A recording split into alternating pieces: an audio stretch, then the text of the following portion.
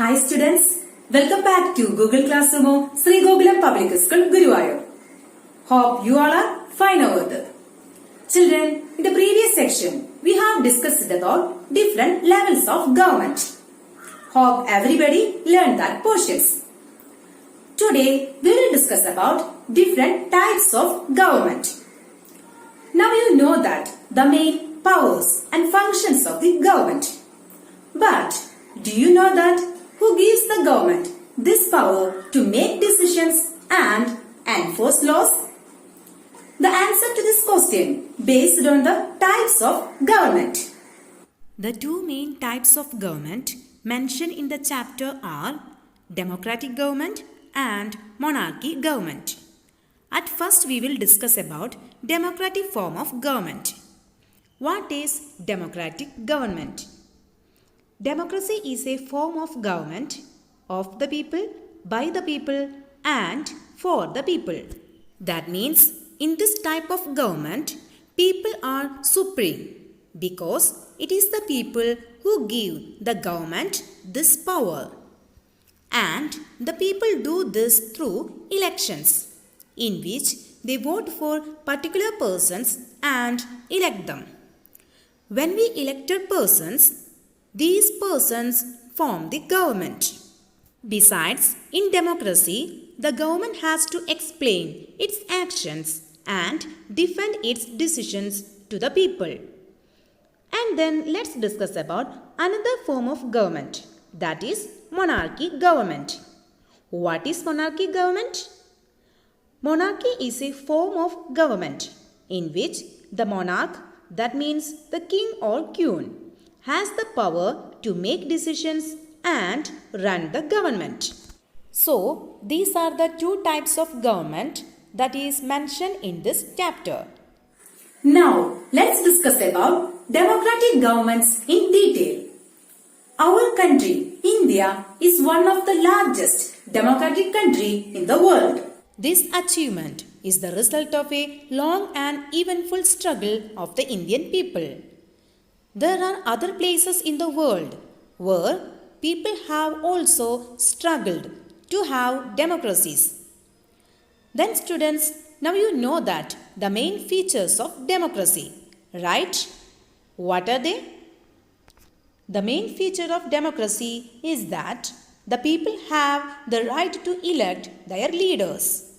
The power of the people to elect their leaders are called universal adult franchise, that is, voting right of the person. Then, how can we define the term universal adult franchise? Universal adult franchise means that all adult citizens, those who are 18 and above, have the right to vote irrespective of their social or economic backgrounds. So, this is very important aspect of democratic societies. In this sense, a democracy is ruled by the people. Democratic government are usually referred to as representative democracies. In representative democracies, people do not participate directly. Instead, they use their right to vote, that is, universal adult franchise, to choose their representatives through an election process. These representatives meet and make decisions for the entire population. Then, can you say the earliest forms of government democratic? No, we cannot say the earliest forms of government democratic. Because these governments did not allow women and poor to participate in elections. In their earliest forms of government, allowed only men who owned property and were educated to vote. This means that women, the poor, the propertyless and uneducated were not allowed to vote. Then, what was the voting system in India before independence?